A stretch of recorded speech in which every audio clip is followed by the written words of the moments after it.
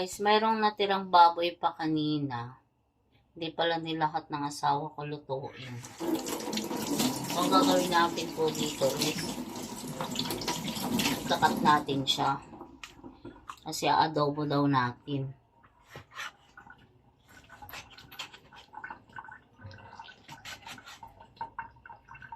Iitan lang natin yung gayat.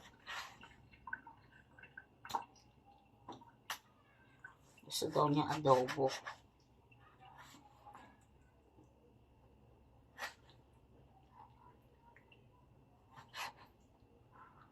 Para mabilis maluto.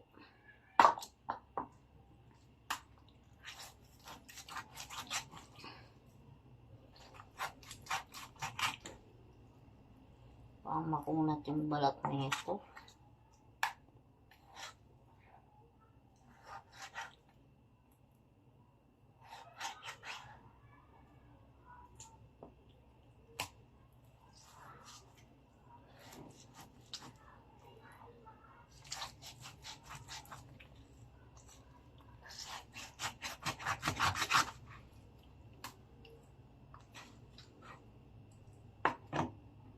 Yan guys, nahiwa na natin yung ating karne. So, ang gagawin natin dito is lalagyan natin siya ng toyo at saka suka. Yan, bababad muna natin siya sa toyo at suka. Ang toyo. So, i-marinate lang muna natin siya ng kaunting oras.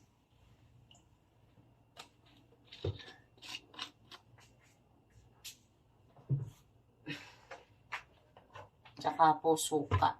Yan, lagyan natin siya ng suka.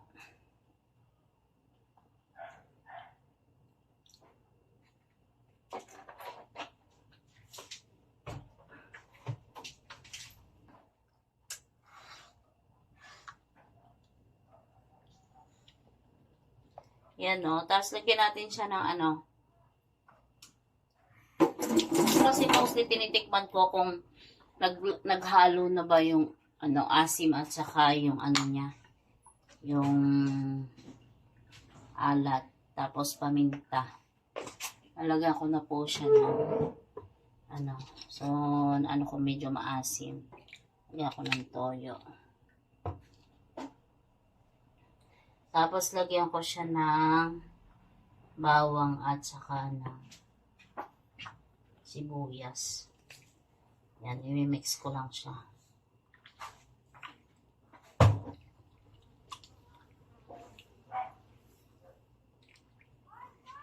Tapos, mamarinate natin siya ng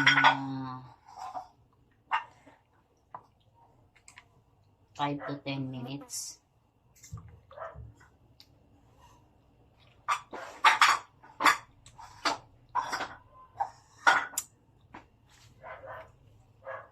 Tinitikman ko kung naghalo na ba yung lasa niya.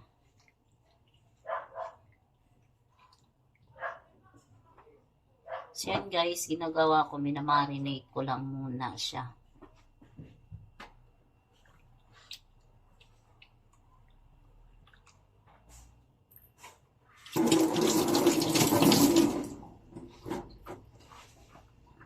Yan, so marinate lang muna natin siya mga 5.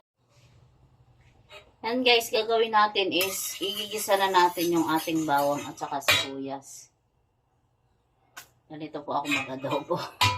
Ewan ko po sa iba. Yan, lagay ko na yung bawang at saka sibuyas. Hintayin po natin mag-translucent yung ating sibuyas at saka bawang.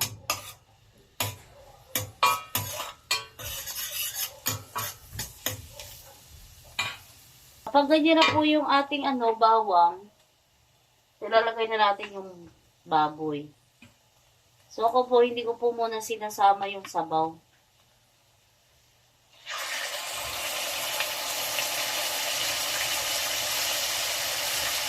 Yung pinagbabarang niya.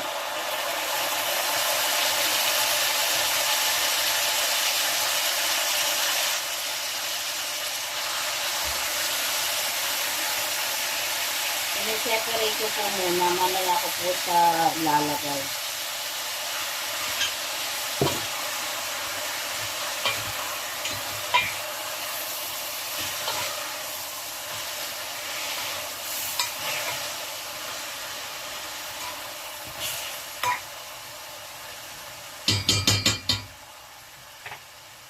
Tapos akin pong tatakpan, hihintayin ko pong maluto ng konti yung ating karne bago natin siya lagyan ng sabaw. So, haluin lang po natin siya.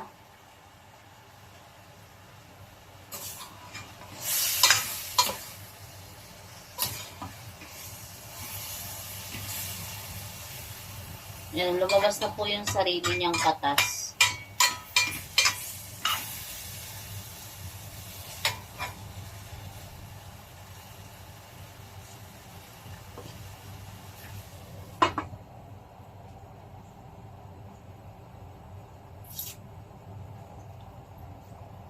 Ayan guys, so lumabas na yung sarili niyang katas. O, diba?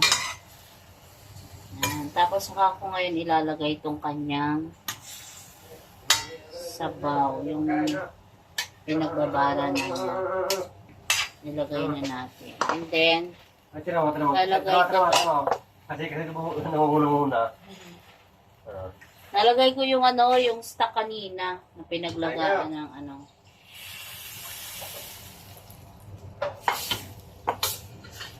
Tapos hintayin natin po sa kumulo.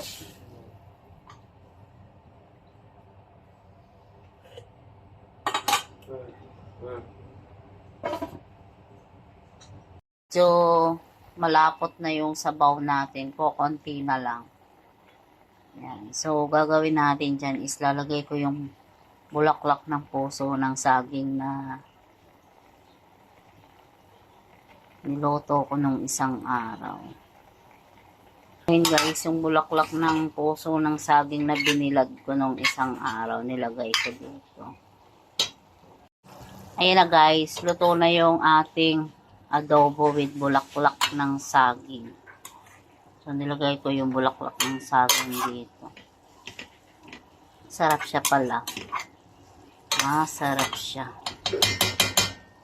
Tikman natin. Parang nagkaroon ng ibang lasa yung parang sumarap siya lalo nung nalagyan siya ng bulaklak ng saging. Masarap pala yun. Try nyo guys. Adobo. Hindi ko na ito dinagdagan ng ibang mga pampalasa kasi kung ano yung pinagbabaran ko kanina. Yun na lang yung lasa niya. Saktong-sakto lang po yung lasa. Yan guys. Luto na po yung ating adobo with bulaklak ng puso ng saging. Thank you guys. Salamat sa inyong panonood.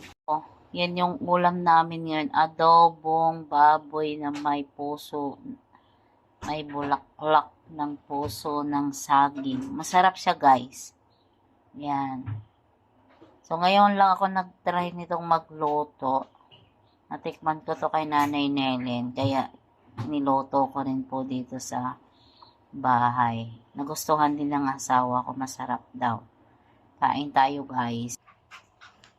Po tayo, dakilang Diyos ang makapangyarihan sa lahat. Nagpapasalamat po kami sa bawat biyaya na binibigay mo po sa amin.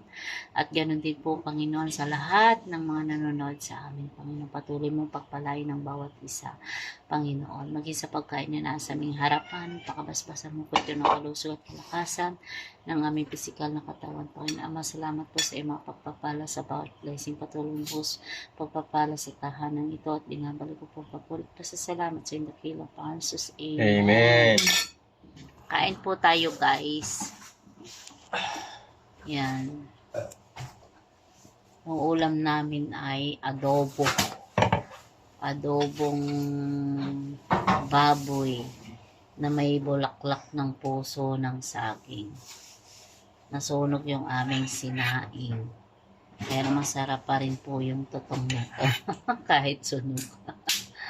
Kasi mainit. Ayan guys, nauuna namin kainin ang tutong. Kala ko nakauwi na si Gia. Umuwi nga. Ay umalis uli. Ewan ko ba doon sa bata na yun,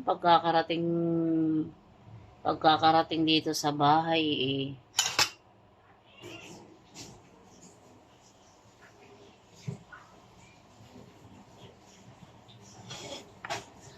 Kain tayo guys. Ang sarap pala nung no. Tapos paiga yung luto ng ating adobo. Lagyan ko to ng kaunting sili. Kasi gusto ng asawa ko maanghang-anghang. Parang gusto kong magkamay.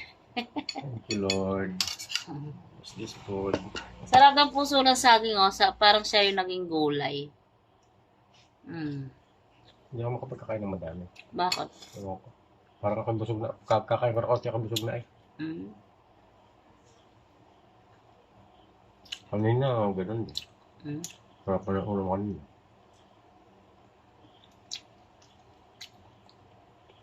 Hindi ko pala natanggalan ng ano.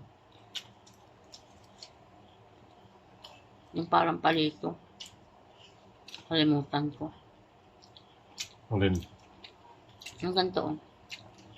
Sa bulaklak. Ano may natutunan yun? Hmm?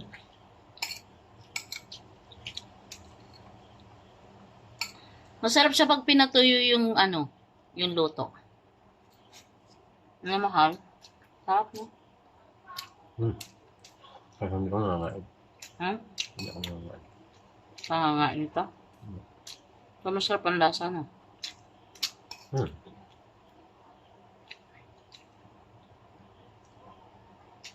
Ilalagay ito sa humba. Minsan.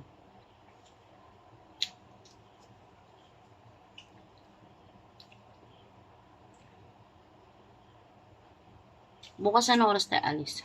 Anong oras ba yung usapan nyo? Alas 9. Kaaga naman. Hindi marunong mag-Tagalog yung customer. Kakaaga. Hindi mo alas 10. 9 to 10 naman yun. Hindi ako natin umalis din na alas 7. 7 o'clock. Kailangan natin gumising ng mga 5:30 or 6.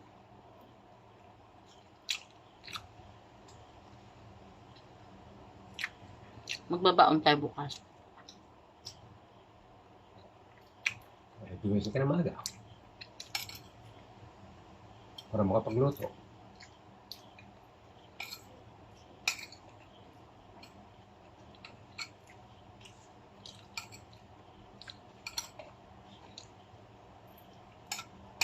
May chicken pa yata dyan. Ang galing. Ha? Ang galing. May nakita ko doon sa tupper eh. Oh? Mm. Baka naman yung chicken na pang pizza. Hindi.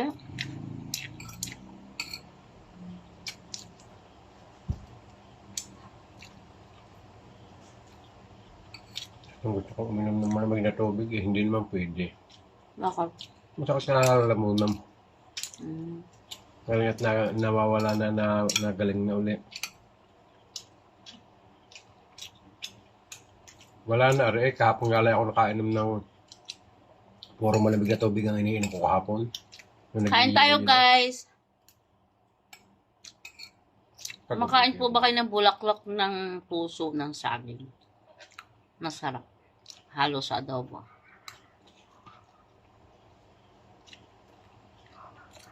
Nakalimutan kong tanggalin yung pinaka-ano niya. Yung sa gitna.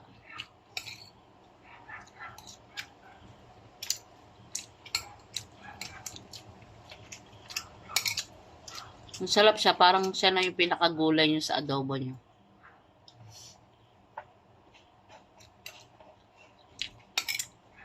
Tapos yung pagkaluto niya medyo tuyo. Yung halos ko konti na lang yung sabaw.